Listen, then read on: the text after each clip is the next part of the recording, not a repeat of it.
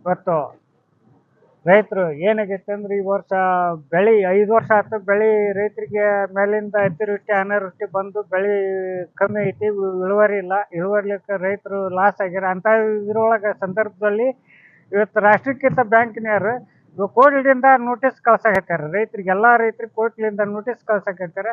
ಕೂಡಲೇ ಅದನ್ನೇನು ರಾಜ್ಯ ಸರ್ಕಾರ ಕೇಂದ್ರ ಸರ್ಕಾರ ಕೂಡಿ ರೈತರ ಸಾಲ ಮನ್ನಾ ಮಾಡೋಂಥ ವ್ಯವಸ್ಥೆ ಮಾಡ್ಬೇಕು. 5-6 ವರ್ಷ ತನಕ 10-15 ವರ್ಷ ತನಕ ರೈತರಿಗೆ ಯಾವುದು ಮಾಲ್ ಕೈಗೆ ಹತ್ತಲಾರ್ದಕ್ಕೆ ಲಾಸ್ ಆಗಿದ್ಕನೆ ಇವತ್ತು ಹೊಲಕ್ಕೆ ಭೂಮಿಗೆ ಮಾಡೋಕ್ಕಾಗಲಿ ಸಾಲ ಮಾಡ್ಕೊಂಡಿರ್ತಾರೆ. ಸಾಲ ಮಾಡ್ಕೊಂಡಿರ್ತೈತೆ ಈಗ ಬೆಳೆ ಇಲ್ದನ ಅವ್ರು ಕಟ್ಟಂದ್ರೆ ಎಲ್ಲಿಂದ ಕಟ್ಟಬೇಕು?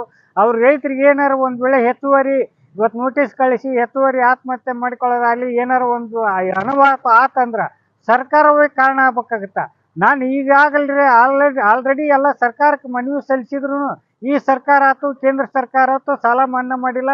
ಕೇಂದ್ರ ಸರ್ಕಾರ ರಾಜ್ಯ ಸರ್ಕಾರ ಎರಡೂ ಸೇರಿ ಈ ರೈತರ ಸಾಲ ಮನ್ನಾ ಮಾಡಿ ರೈತರನ್ನ ಋಣಮುಕ್ತರಾಗಿ ಒಂದು ತಮ್ಮ ಕೆಲಸ ತಾವು ಜೀವನ ಮಾಡೋಕೆ ಅನುಕೂಲತೆ ಆಗಲಿ ಮಾಡೋಂಥ ವ್ಯವಸ್ಥಾನ ಈ ರಾಜ್ಯ ಸರ್ಕಾರ ಕೇಂದ್ರ ಸರ್ಕಾರ ಮಾಡ್ಬೇಕಂತಂದು ನಾನು ಇವತ್ತು ರೈತ ಸಂಘದ ರಾಜ್ಯ ಉಪಾಧ್ಯಕ್ಷ ಅಂದಪ್ಪ ಕುಳೂರಿ ಈ ಮಾಧ್ಯಮ ಮೂಲಕ ನಾನು ಮನವಿ ಮಾಡ್ಕೊಂಡಿದ್ದೀನಿ. ಧನ್ಯವಾದ.